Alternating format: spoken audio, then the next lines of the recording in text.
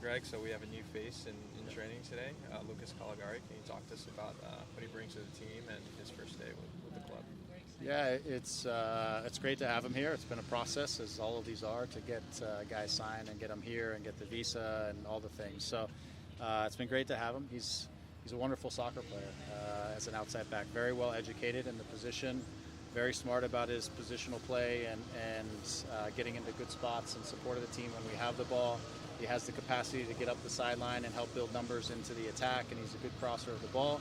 But he also plays, he has more versatility in terms of being able to tuck in and play in an inside position, going from right back into the middle sometimes. He can even play left back. And so he gives us a lot of versatility. And like I said, just a very good education for the game and a good defender, very smart defender positionally and reading plays. So I'm sure for now a lot of things are spinning in his mind because he's in a completely new environment with a lot of English and Spanish and different languages going around him. But he seems like a wonderful kid that is here to work, and he's excited to be here. And you know, even today in training, he fits in nicely with the style that we want to play and what we're asking of the position. And he's going to be part of your lineup on Saturday? Well, he'll be available for the game. I don't know if after 1.5, 2 training sessions, if he's going to be ready to start. I think that's asking a lot for a young man, but he can be available, and we'll see how the game plays. Can you give us an update of the injury players?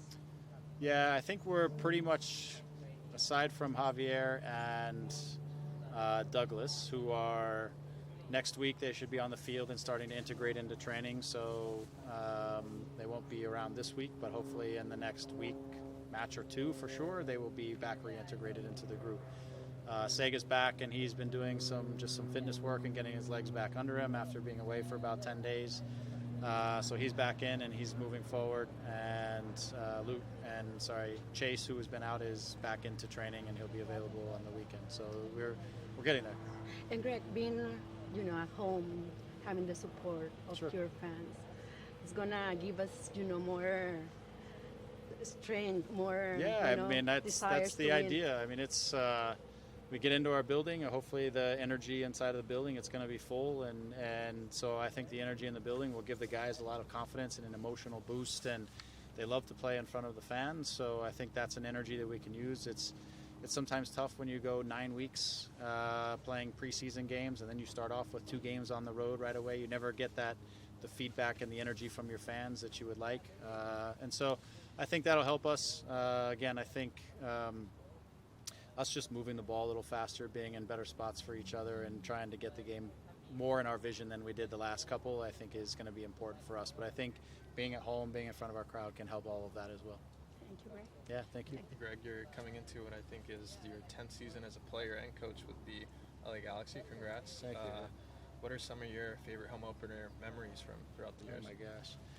Always people ask me about moments in history, and I'm so bad at this because I'm always so focused on what's next that I don't sometimes take enough time to sit back and reflect on key moments. But I mean, obviously I didn't play, but the opener of 1996 was incredible. I mean, maybe that's why I remember it so well, because I didn't play, but just the energy around the stadium when the bus arrived, there were rows of people just banging on the bus. The excitement was through the roof, and none of us really knew what to expect, and then you get into the stadium and there's 30 or 40,000, but people just keep coming, and then the stadium keeps getting more and more full to its 60, 65 I think that it gets to, and then we're hearing like, oh, they're stopping people from coming in because they don't have the security for it. I mean, I don't know if there's many home openers that are ever quite as good as that.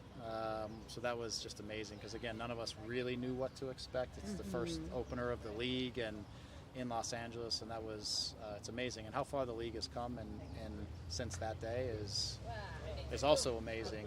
It's been an incredible journey and a path, and it's only continuing to grow. We're still a young league in the grand scheme of things, so it's exciting to see what more and more of these home openers will look like. So, but I know our guys, after what's been about 12 weeks, are excited to be at home and to play in front of our fans.